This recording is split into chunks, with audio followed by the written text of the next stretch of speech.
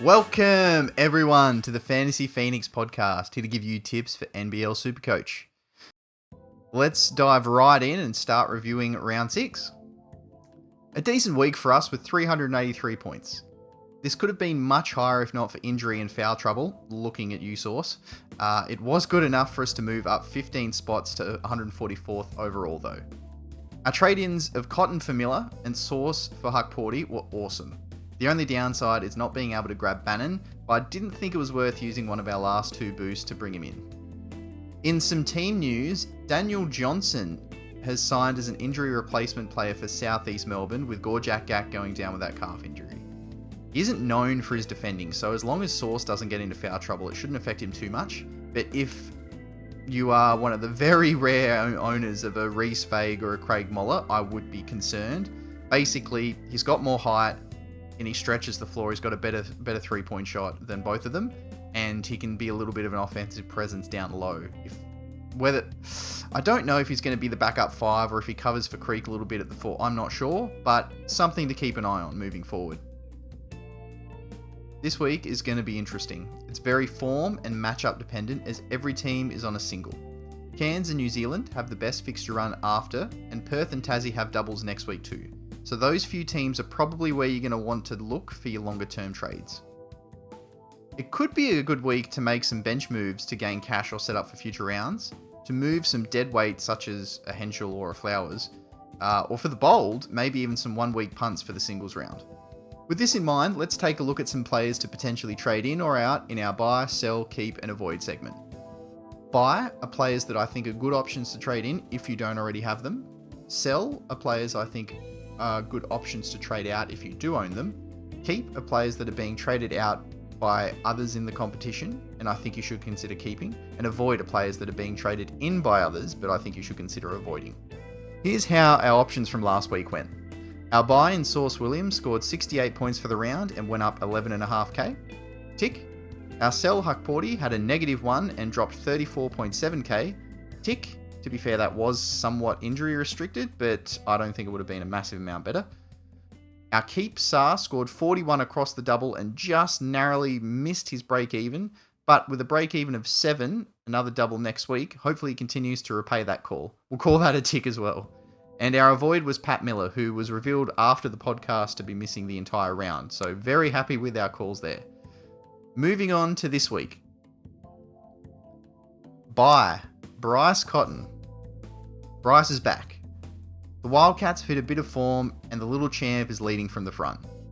Has a decent floor and a high ceiling, along with a double next week as well. With a break-even of only 25, this is potentially the cheapest Cotton is going to be all season. It's a perfect week to jump on. Sell Luke Travers. Now, it's very unlucky for Travers, who was tripped and ended up colliding with Huckporty's knee and lands in concussion protocols. As we know, Melbourne have a history of dealing with the concussion issues with Shea Ili, Delhi, and even David Barlow, and will likely take a very cautious approach with the young star. The schedule and the break-even don't help him either, so I think it's farewell for now. Keep Sam Wardenberg. Now, he's currently the 10th most traded out player across the competition. He did cop a bit of a love tap against the Phoenix, but everything seems to be fine as far as I've seen so far. It wasn't his best round in terms of output. There were some foul issues and a couple of brain fade turnovers, but this week he plays a Hawks team that give up big points and he plays at home. He still has the dream run of 6 doubles in a row after as well, so I think you can confidently keep Sam Wardenberg unless we hear some crazy news closer to lockout that he is going to miss, but he's staying put in my team. We're doubling down from last week, and our avoid is the same. Patrick Miller. Now, over 200 coaches have already traded Miller in ahead of this round, and I'm not going to be one of them. As it stands, he is due to return from that nasty fall he had a couple weeks ago. This isn't confirmed yet, but all things seem likely that he will be back. If you have Miller, though, keep him. He should still be pretty good.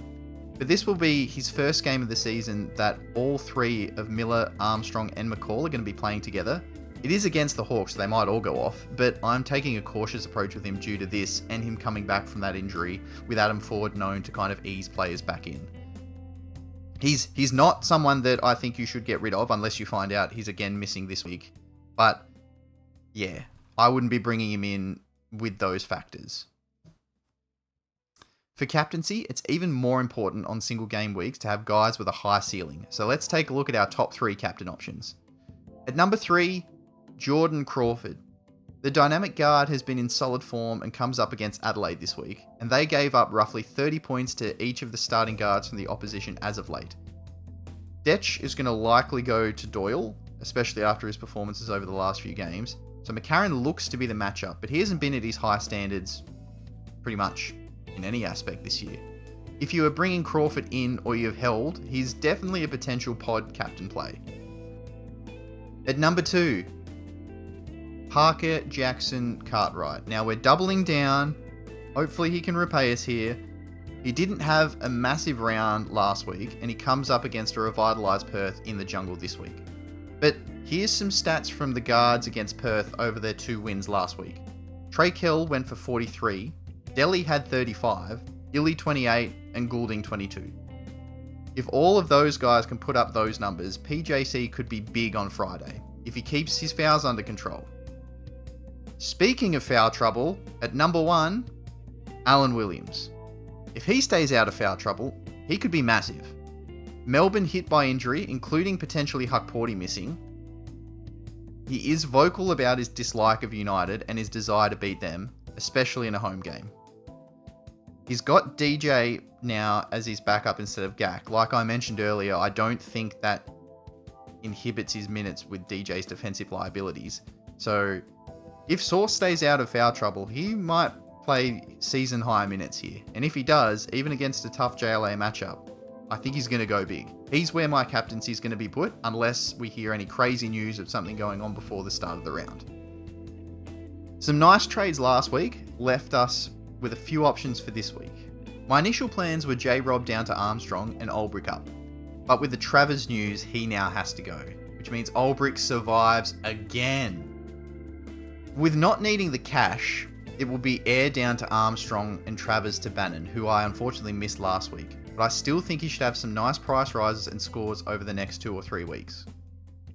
As I mentioned in the captaincy section, Sauce is going to be our captain, and we'll go PJC as our vice. In terms of start and sit, with those moves, the guards are locked in, but I'm tossing up whether to bench one of a Wardenberg or Clintman for Bannon. Yeah, I don't know. It's tough. The Hawks matchup, the Cairns at home, they do well. Hawks are garbage, as much as it pains me to say.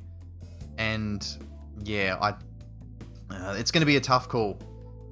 I'll be going back and forth for that, I'm sure, from now until lockout. But keep an eye on Twitter or X, as that's where we post our team and obviously any news or anything like that. Speaking of, if you don't follow us already, be sure to check us out at FantasyPhoenix_ on Twitter/X. I still call Twitter, but anyway.